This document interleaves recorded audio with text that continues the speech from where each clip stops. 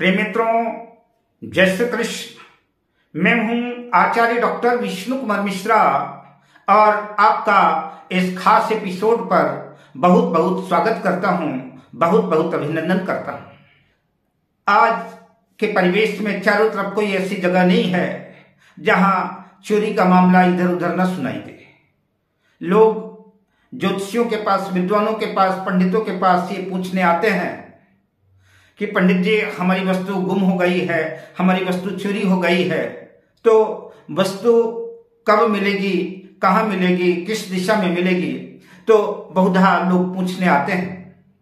तो आज हम इस वीडियो पर आपसे इसी विषय पर चर्चा करेंगे कि किसी की कोई वस्तु चली गई है, चोरी चली गई, किसी का 4 व्हीलर चोरी चला गया, किसी की बाइक चोरी चली गई, किसी के गहने चोरी चले गए, या कि कई बार ऐसा भी होता है कि हम जल्दी जल्दी में कोई वस्तु कहीं रख देते हैं और भूल जाते हैं, और कुछ दिनों के बाद जब जरूरत पड़ती है उस वस्तु की तो हमारे ध्यान में नहीं रहता कि हमने वस्तु कहाँ रख दी। तो आप जो है उनको ये कैसे बताएंगे कि आपकी वस्तु मिलेगी कि नहीं मिलेगी, किस दिशा में मिलेगी। तो आज मैं नक्षत्र विज्ञान के द्वारा, नक्षत्रों के द्वारा आपको हम इस विषय पर बताएंगे कि खोई हुई, गुम हुई, चोरी हुई वस्तु किस दिशा में कहां सुलभ होगी, कहां प्राप्त होगी। आज हम इस वीडियो पर आपसे चर्चा करेंगे। पर विषय क्रम में हम आगे बढ़ें उससे पहले आपसे आग्रह, अगर आपने अभी तक हमारे इस चैनल को सब्सक्राइब नहीं किया है तो प्लीज चैनल को सब्सक्राइब करें, साथ ही नोटिफिकेशन बेल को भी प्रेस कर लें। आपका दिव्य प्रेम रस धारा में बहुत बहुत स्वागत है। आइए अब हम विषय पर प्रवेश करते हैं। जैसा कि आप जानते हैं कि अश्विनी आदि 27 नक्षत्र होते हैं, जिसमें अभिजीत को भी सम्मिलित कर लिया गया है, तो अभिजीत को मिलाकर के कुल 28 नक्षत्र होते हैं। इन 28 नक्षत्रों को 4 भागों में विभक्त किया गया है, 4 भागों में बांटा गया है।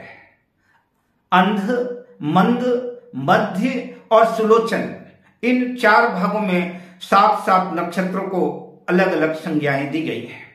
28 नक्षत्रों में कौन से नक्षत्र अंध नक्षत्र हैं, कौन से नक्षत्र जो है मंद नक्षत्र हैं, कौन से नक्षत्र जो है मध्य नक्षत्र में आते हैं, और कौन से नक्षत्र सुलोचन नक्षत्र में आते हैं। और इन्हीं नक्षत्रों के आधार पर आपको चोरी हुई या गुमी हुई वस्तु का फलादेश करना है। रोहिणी, पुष्य, उत्तरा फाल्गुनी, विशाखा, पूर्वाषाढ़ा, धनिष्ठा और रेवती, ये 7 नक्षत्र जो है अंध नक्षत्र कहलाते हैं।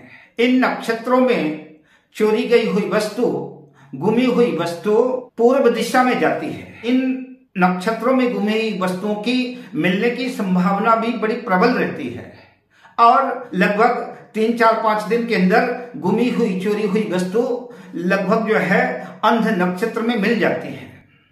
अब हम आपसे चर्चा करते हैं मृगशिरा, श्लेखा, हस्त, अनुराधा, उत्तराखढ़ा, शतभिषा, अश्विनी, ये 7 नक्षत्र मंद संज्ञक नक्षत्र कहलाते हैं।